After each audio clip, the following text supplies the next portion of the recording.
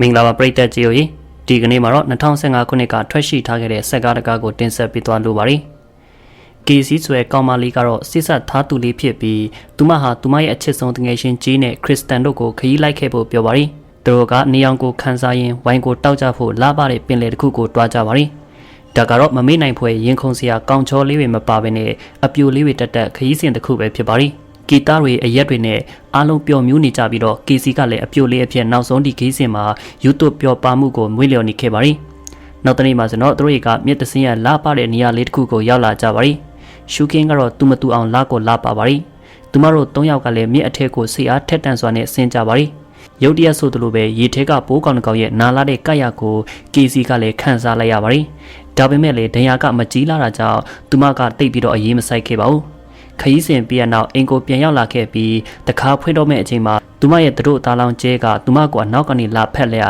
လန့်အောင်လှုပ်လိုက်ပြီးတော့ KC အတွက်အံ့ဩစရာလေးတစ်ခုကိုပြင်ဆင်ထားပါတယ်။သူမမျက်လုံးကိုဖွင့်ကြည့်လိုက်တဲ့အခါမှာကလေးထိုင်တစ်သားထိုင်ခုံလေးတစ်လုံးကိုမြင်လိုက်ရပါတယ်။ကျဲကဒီခုံလေးကိုသူငယ်ငယ်ကသူ့အဖေရိုက်ပေးခဲ့တာဖြစ်ပြီးသူ့ရဲ့အမိကအခုချိန်ထိတင်ထားခဲ့တာပါလို့ပြောပြပါတယ်။ကျဲဟာအမြန်ဆုံးကလေးယူခြင်းတဲ့အကြောင်းပြောပေမဲ့ KC ကတော့အကြက်ရိုက်နေတဲ့အမှုအရာကိုပြသခဲ့ပါတယ်။ဒီအချိန်မှာဆိုရင်တော့ဆေးဆက်လက်စွပ်လေးကလက်မှာမရှိဘဲနဲ့ပျောက်ဆုံးနေတာကိုသူမသတိထားမိလိုက်ပါတယ်။သူမရေရှိုးစဉ်သူမကိုသူမအနီးဆက်တွေအများကြီးရှိနေပြီးတော့ဘိုးကအကိုက်ခံထားရတဲ့ခြေထောက်ကလည်းရောင်နေတာကိုတွေ့ခဲ့ရပါတယ်။ကျဲနဲ့ KC တို့အတူအိတ်ကြစဉ်ကျဲက KC ရဲ့ဒဏ်ရာတွေကိုထိမိသွားခဲ့ပြီးရုတ်တရက်အော်ကလီဆန်ဖွဲအကြည့်အရွှဲတွေထွက်လာခဲ့ပါတယ်။ KC ကလည်းသူမရဲ့အိမ်နီးချင်းခွေးကိုလမ်းလျှောက်ခေါ်ပေးလေးရှိပေမဲ့ခွေးကဒဇိန်တယောက်ကိုမြင်နေရတယ်လို့မျိုးနဲ့သူမကိုလုံးဝထူးဆန်းစွာကြည့်နေခဲ့ပါတယ်။ KC ဟာသူမရဲ့အကြားအယုံကလည်းအလွန်ဆူးရှာလာတာကိုသတိထားမိလာပါတယ်။အဝေးကြီးကလူတွေရဲ့အတန်ကိုတောင်သူမကြားနေနိုင်ပါတယ်။ KC အိမ်မက်မက်နေရာကနိုးလာပြီးရေအထဲမှာလုံးဝနစ်နေပေမဲ့လည်းအံ့ဩဖို့ကောင်းစွာနဲ့ပဲမွန်းမနေတာကိုကြုံရတာကလည်းအချိန်မနှဲတော့ပါဘူး။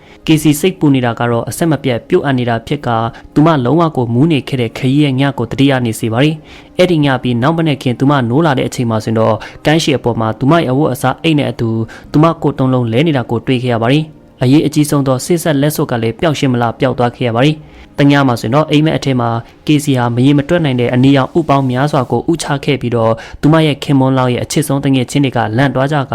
ဥရဲ့အပေါ်ကိုထိတ်ထိတ်ပြပြနဲ့တက်နေခဲ့ကြပါတယ်။ဒါကြောင့် KC ကလည်းအဲ့ဒီဥတွေကိုအမြန်လိုက်စုနေခဲ့ပါတယ်။သူမနိုးလာတဲ့အခါမှာတော့ရေရှိုးကန်အထဲမှာရှိနေပြန်တာကိုတွေ့လိုက်ရပါတယ်။ KC ကအထိတ်တလန့်ဖြစ်နေခဲ့ပြီးအိတ်ခမ်းကိုတွားခဲ့ပြီးတော့အိယာနဲ့စပွဲအပေါ်မှာဥတွေပြည့်နေတာကိုတွေ့လိုက်ရပြီးတော့မန်အထဲကြည့်လိုက်တဲ့အချိန်မှာသူမရဲ့မျက်နှာကဒဏ်ရာကြီးတစ်ခုဖြစ်နေတာကိုပါတွေ့လိုက်ရပါတယ်။ KC ကြောက်စိတ်တွေမွန်နေတဲ့အချိန်မှာတခါခေါင်းလောင်းတီးတန့်မြည်လာခဲ့ပြီးတော့ဧည့်သည်ကတော့တခြားသူမဟုတ်ဘဲနဲ့သူမရဲ့ရောက်ခမလောင်းကြီးပဲဖြစ်နေခဲ့ပါတယ်။ KC ကသူမကိုမျက်နှာချင်းမဆိုင်ရဲပဲနဲ့အမြန်ပုံးနေလိုက်ပါတယ်။ရောက်ခမကတခါကိုအတင်းဖွင့်ဝင်လာပြီးတော့အနံ့ဆိုးတစ်ခုကချက်ချင်းပဲနှာခေါင်းထဲဝင်လာကဒေါရဖြစ်မိနေခဲ့ပါတယ်။ KC အမောင်ထဲမှာပုံးနေတာကိုသူမမြင်တဲ့အခါမှာတော့ဒရိဆန်မလို့စခေါ်လိုက်ပြီးနောက်အိမ်ထောင်ပြုတ်ပြီးမှဖောက်ပြားရင်သူမရဲ့တခြားကလေးတွေအကြောင်းကျဲကိုပြောလိုက်မယ်လို့တတိပေးပါတယ်။ဒီလိုဆိုရင်တော့သူမနဲ့သူမရဲ့ပါတနာတို့တပဲနီတောင်လိုရှင်တော့မှမဟုတ်ဘူးလို့ဆက်ပြောပါတယ်။ဒီနေရာမှာဆိုရင်တော့ KC တီးမခံနိုင်တော့ပဲပြေးထွက်လာကသူမကိုလဲပင်းညက်ပြီးမျက်နှာကို acid နဲ့ဖျန်းခဲ့ပါတယ်။ရောက်ခမလောင်းကလည်းကျန်းအပေါ်လဲကျလျက်အော်ဟစ်နေခဲ့ပြီး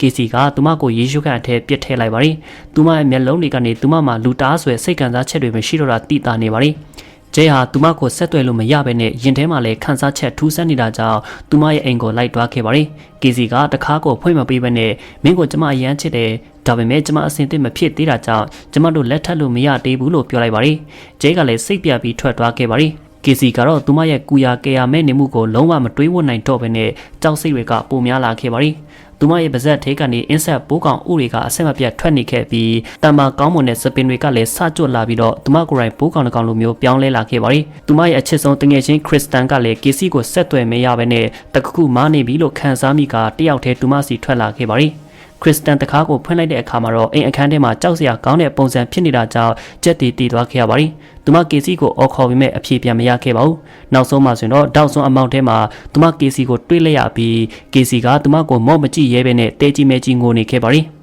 ခရစ်စတန်က KC ကိုဖက်ပြီးတော့ဒီကြောက်လန့်စရာနေရာကနေသူမကိုခေါ်ထုတ်သွားဖို့ကြိုးစားခဲ့ပါတယ်။ဒါပေမဲ့သူမ KC ရဲ့မျက်နှာကိုမြင်လိုက်တဲ့အခါမှာတော့ကြောက်ပြီးနောက်ဆုတ်သွားလျက်ရေရှိုးခန်းထက်ကိုပြေးဝင်သွားပါတယ်။ဒါပေမဲ့ခရစ်စတန်ကသူမကိုပို့ပြီးကြောက်ဖို့ကောင်းတဲ့တစုံတရာကစောက်ကြိုနေမယ်ဆိုတာမမျှော်လင့်ထားခဲ့ပါဘူး။ရေစိမ်ကန်ထဲမှာဆိုရင်တော့ KC တက်ခဲ့တဲ့ကျဲအမီရဲ့ပုတ်နေတဲ့အလောင်းကြီးရှိနေခဲ့ပါတယ်။ ထိတ်လန့်စိတ်တွေပြင်းပြနေတဲ့ခရစ်စတန်ဟာဖုန်းဆက်ဖို့စူးစမ်းရင်းနဲ့ယေရှုကန်အထက်ဖုန်းကပြုတ်ကျသွားခဲ့ရပါတယ်။သူမရဲ့ဖုန်းကိုပြန်ဆဲရင်းနဲ့အမထွက်အောင်ထိန်းထားနေရပါတယ်။ကီစီကလည်းတခါကိုကန်းဝင်လာပြီးတော့ခရစ်စတန်ရဲ့ပါဇက်ကိုလာပိတ်ထားခဲ့ပါတယ်။သူမကခရစ်စတန်ကိုဆက်ပြီးတော့ organization ရုံတာဖြစ်ပေမဲ့သူမရဲ့ခန္ဓာကိုယ်ကပြောင်းလဲနေပြီးသူမရဲ့လက်ဖွားကနေအလွန်အစိတ်ပြင်းတဲ့အပြာရောင်အရည်တစ်မျိုးထွက်လာတာကိုတတိမထားမိခဲ့ပါဘူး။ဒီအချိန်မှာကေစီကခရစ်စတန်ရဲ့ခန္ဓာကိုယ်ကိုကင်ပြီးတော့အော်ငိုယုံတာတတ်နိုင်တော့ပါတယ်။အဲ့ဒီအချိန်မှာဂျဲကဂျေစီစီကနေမက်ဆေ့ရလာခဲ့ပါတယ်။ဂျဲကသူမမှာသူ့ကိုအရေးတကြီးပြောစရာရှိနေတယ်လို့ပြောပါတယ်။ကေစီရဲ့ခင်မွန်လောင်ဂျဲဟာလူငယ်ဘန်းလုပ်ငန်းရှင်တစ်ယောက်ဖြစ်ပြီးတော့အလွန်အမင်းအရေးအတွေးပြည့်တဲ့မျိုးသားတစ်ယောက်ဖြစ်ဖော်ကျူးနိုင်တဲ့လူဖြစ်ပါတယ်။ကေစီရဲ့အချစ်ဆုံးတငယ်ချင်းဂျေက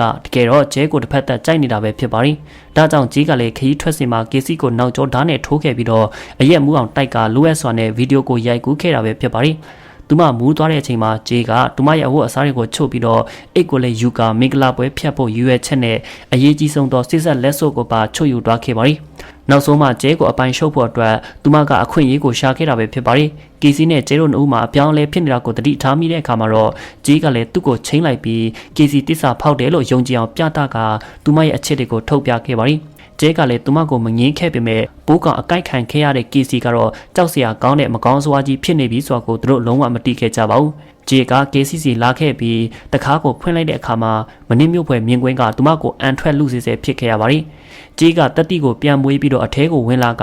ရုတ်တရက်သူမရဲ့တိတ်ဆုံးနေတဲ့အချစ်ဆုံးတငယ်ချင်းခရစ်စတန်ကိုမြင်လိုက်ရပါတယ်။တစ်ချိန်တည်းမှာပဲသူမကိုအကြာကြီးစောင့်နေခဲ့ရတဲ့ KC ကအနောက်ကနေတတိမိသွားလုပ်ခဲ့ပါတယ်။ကြီးပြန်နိုးလာတဲ့အခါမှာတော့သူမတင်းကျပ်စွာချုံနှောင်ခံထားရတာကိုတိလိုက်ရပြီးသူမကိုအမောင်ချောင်ထဲကနေစိုက်ကြည့်နေတဲ့တရေကသူမတငယ်ချင်းဖြစ်နေတာကိုလည်းချက်ချင်းတတိထားမိလိုက်ပါတယ်။ကီစီကကျမကိုနာကျင်ရအောင်လုပ်ခဲ့တာကမင်းစွာတီးပါတယ်။မင်းကျဲကိုအရန်သဘောကျနေခဲ့ရင်တော့မင်းကိုကဲဖို့သူ့ကိုဘာကြောင့်မလာခိုင်းရတာလဲလို့ပြောပါတယ်။ကျင်းကိုပြီးအကူအညီတောင်းတန်ကိုကြားပြီးရနောက်ကျဲကလေးကီစီတိုက်ခန်းကိုအပြေးလာခဲ့ပြီးတော့ချုပ်ထားခံရတဲ့ကြီးကိုတွေ့ခဲ့ပါတယ်။ကျဲကသူမကိုပြေးခဲ့ပေမဲ့ကီစီကသူ့ရဲ့အနောက်ကနေရောက်လာကစိတ်ပြက်ကြောက်လန့်စရာကောင်းနေတဲ့သူ့ရဲ့အရှိကမကောင်းစွာဟာတချိန်ကသူ့ရဲ့အချစ်ဆုံးဇနီးလောင်ဖြစ်နေခဲ့တဲ့ဆိုတာကိုမယုံနိုင်ခဲ့ပါဘူး။ကျမလာတယ်လို့မင်းထင်နေစေပဲလား။ကျမနဲ့ကလေးကိုလိုချင်သေးလားဆိုပြီးကီစီကမေးလိုက်ပြီးတော့ကျဲမှဆိုတော့ပြန်ဖြေစရာစကလုံးပြောင်းနေခဲ့ပါရီ။ဒီတစ်ချိန်မှာဂျေးကလည်းအကူကြီးအော်တောင်းဖို့တာအာယုံဆိုင်နေခဲ့ပါရီ။ကီစီကသူမရဲ့လက်ကိုမြောက်လာခဲ့ပြီးဂျေးကိုရန်ပြူပါရီ။ကျဲကလည်းဒါရီအားလုံးကိုမြင်ပြီးတော့လက်ပြေးခဲ့ပါရီ။ကီစီကသူ့ကိုတားဖို့ပြေးသွားပေမဲ့ကျဲကကျန်းနဲ့သူမကိုကပ်ဖိထားခဲ့ပါရီ။ကျဲကကီစီရဲ့အမီးနဲ့ထိုးခံရလိမ့်မယ်လို့မမျှော်လင့်ထားခဲ့ပါဘူး။ကျဲကတစ်သားချောင်းကိုအလင်းစလိုပြေးယူပြီးတော့ကီစီရဲ့ရင်ဘတ်ကိုထိုးတွင်းလိုက်ပါရီ။သူကထားရက်လိုက်ပြီးကီစီရဲ့ခေါင်းကိုခြေထောက်နဲ့တက်နှင်းခဲ့ပါရီ။သူ့ရဲ့ဘိုက်ကနာကျင်မှုကလည်းတီတော့မလို့ခံစားနေရပါရီ။သူကသူ့ရဲ့နောက်ဆုံးခွန်အားနဲ့ဖုန်းကိုယူလိုက်ပြီးတော့တပတ်နှိမ့်လိုက်ပေမဲ့သူတတိမိလဲကျသွားခဲ့ပါရီ။နောက်ဆုံးပါဆိုတော့ရဲဝေကရောက်လာခဲ့ပြီးကျဲအခန်းထဲမှာတက်ရှိနေသေးစေဖြစ်တာကိုတွေးခဲ့ရပါရီ။ရဲဝေကသူ့ကိုကဲဖို့ပြင်ဆင်နေတဲ့အချိန်မှာသူ့ရဲ့ဘိုက်ထဲကနေမရေမတွက်နိုင်လောက်တဲ့ဥပေါင်းများစွာကပေါက်ထွက်လာခဲ့ပြီးတော့ဘိုးကောင်တွေကလည်းပြန်ထွက်လာခဲ့ပါရီ။စကားလေးကလည်းဒီနေရာမှာပဲအဆုံးသတ်သွားခဲ့ပါရီ။ကြည့်ရှုပေးကြပရိသတ်များအားလုံးကျေးဇူးအထူးတင်ရှိပါခင်ဗျာ။